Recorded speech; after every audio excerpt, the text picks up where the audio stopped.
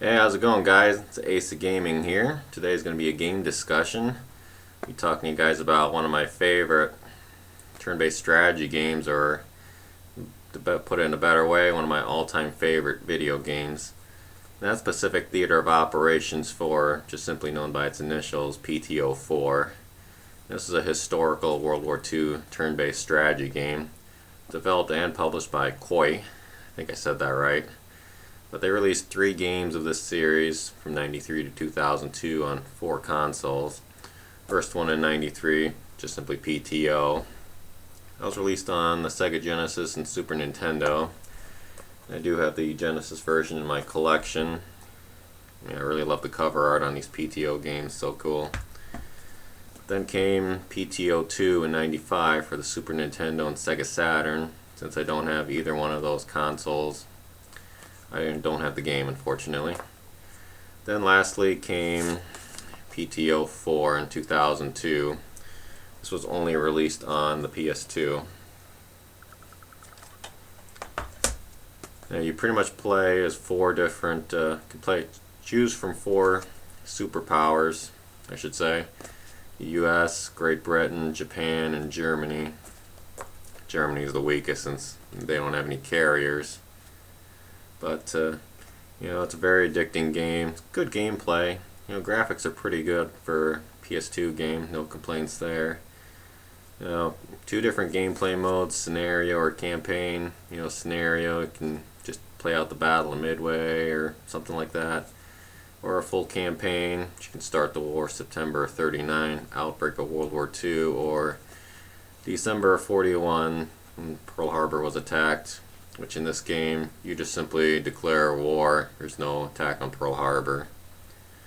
You have 9 different ships to choose from. Battleships, battle cruiser. Some good examples of a battle cruiser: HMS Hood or the Kriegsmarine Scharnhorst. Fleet carriers such as Enterprise, light carrier. So are good examples: the Independence class. They were built on a light cruiser hull. They carry about 45 airplanes. Escort carrier. Now, those are really useless in the game, since they were really meant for, escorting convoys across the Atlantic, protecting them from U-boat attacks or surface raiders. Since you're not doing that in this game, they're just pretty much useless to build or use them. You have heavy cruiser, light cruiser, destroyer, submarine. You have a lot of land carrier-based airplanes. Carrier-based airplanes can also be stationed on bases, but land-based ones can't. But there's a high level of, I would best describe as a high level of customization to this game. So if you want to have a carrier-based P-51 Mustang, you can make one.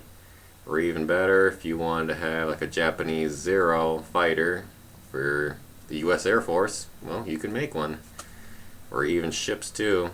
So you can also rename ships. You can name ships that you're building, rename airplanes. Even the admiral, you can rename them. So it's kind of cool. You can also start the game switch sides. So Germany and Japan could be the Allies, or US, Great Britain, the Axis. I generally don't change that one.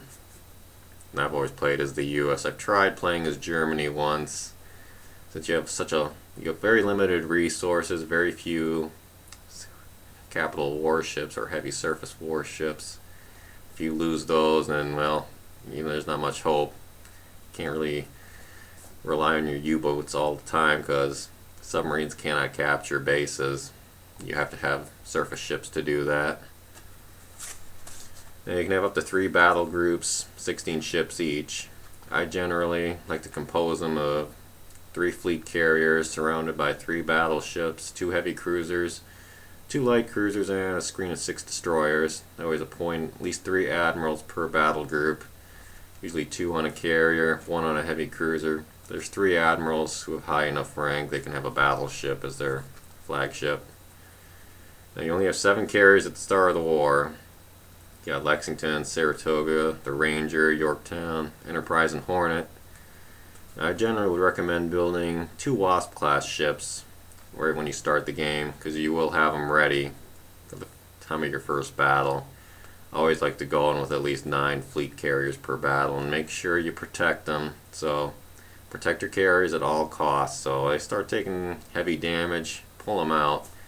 Early in the war you don't want to lose any of your fleet carriers.